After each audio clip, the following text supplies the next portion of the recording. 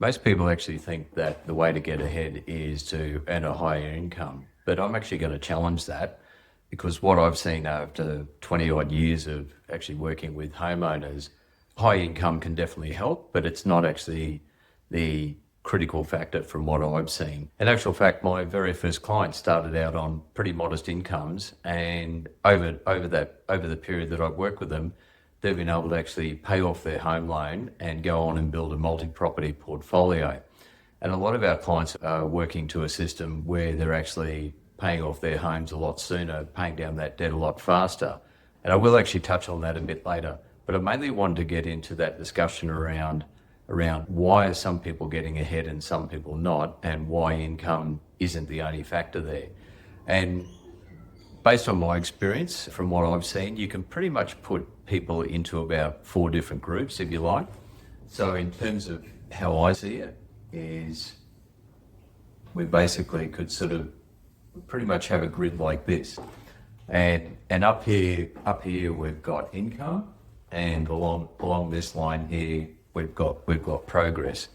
And basically, I tend to see people sort of end up fitting in one of these 4 boxes. So up here, obviously, we've got the high income earners, and then down here we've got some average income, let's call it. Then people can end up being anywhere along this line of progress. So the bottom line is there's definitely people in this high income category that still end up being in an area where they're not progressing very far. Obviously, someone who's got high income and they're also progressing, they're sort of kicking lots of goals here. But the groups that I find the most interesting are actually this one and this one here. And obviously this is the high income earner but not making much progress, and the average income and are actually making quite a bit of progress.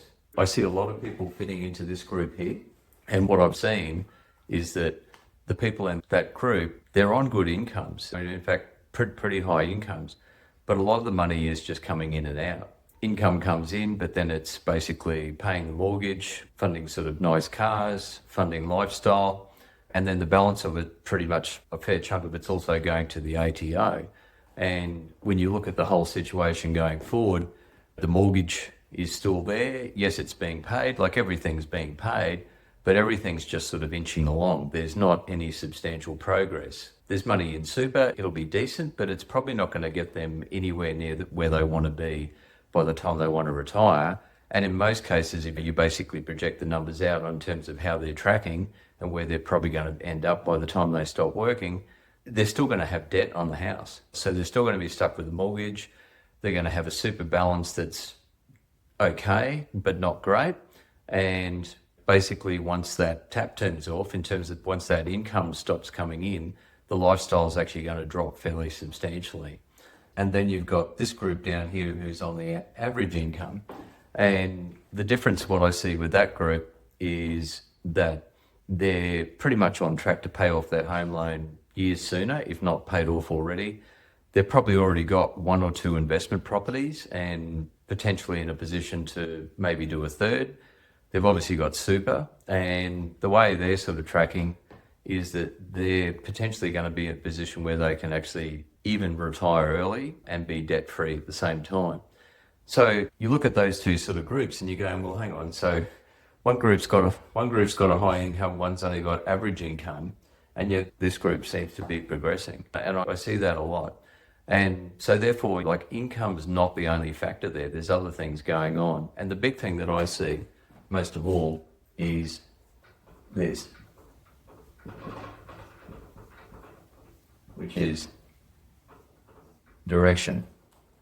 So what I see with this group down here is that they've got a very clear plan about what they're doing. They pretty much have all their steps mapped out.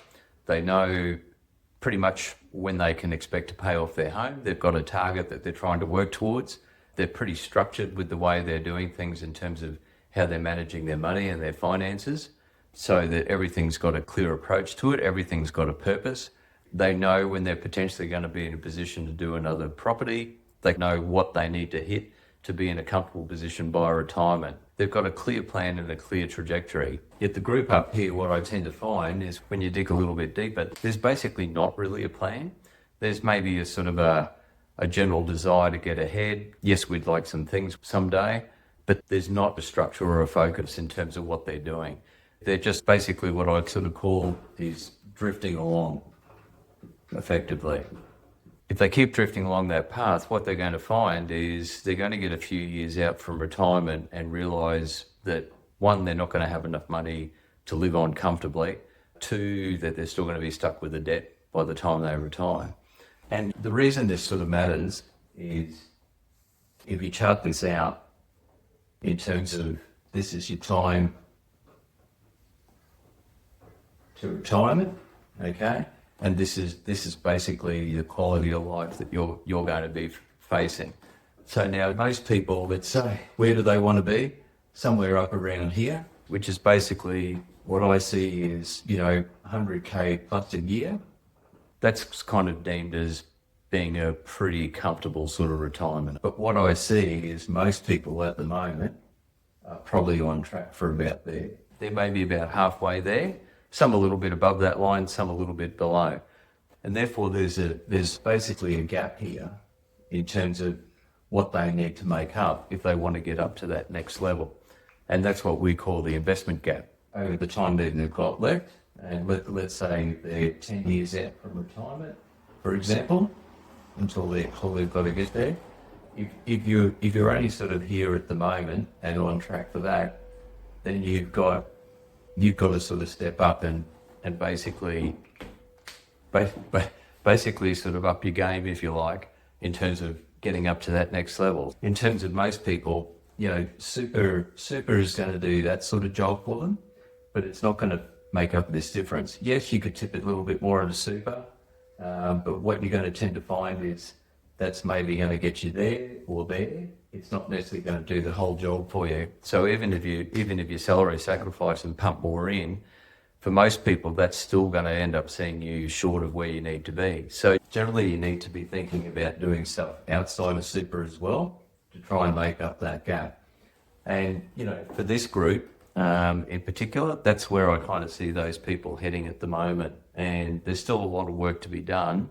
And like I said, if you then basically add a debt to that, then that's going to eat into that as well, isn't it? So that's going to sort of drag that figure down further if they've got a debt to service or they've got to use their super to pay out their debt. That's why having direction actually makes a difference, because number one, if you know what you're actually trying to target, then you can work backwards from there and go, okay, what do I need to do? What are the critical steps? And when do I need to do it by to work out what I need to get to there? Because the issue is if you keep leaving it and keep dragging it, and let's say you're only 5 years from retirement, then suddenly you're here and you've got to get up to there. So that curve becomes a lot steeper, that climb becomes a lot steeper, and it's a lot more challenging.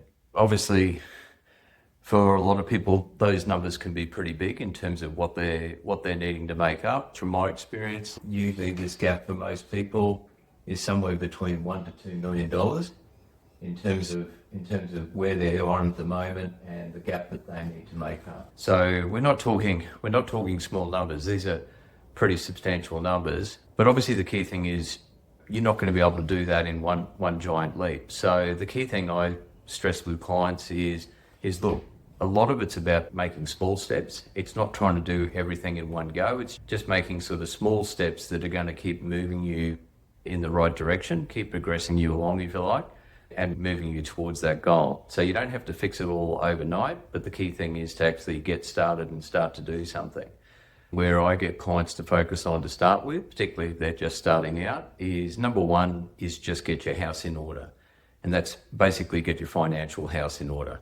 That essentially means reviewing your current position, making sure that the way you've got things set up, particularly if you've still got debt on your home in particular, that you've got a structure in place that's actually going to make sure that you're trying to pay that down as quickly as you can, and you're making sure that the way you've got things working within that overall structure is geared towards getting that paid down and trying to accelerate that debt as much as possible. So quite often I'll see people the setup they've got is basically working against them. They haven't got money working in the most effective way, and there's lots of leaks in their system, if you like.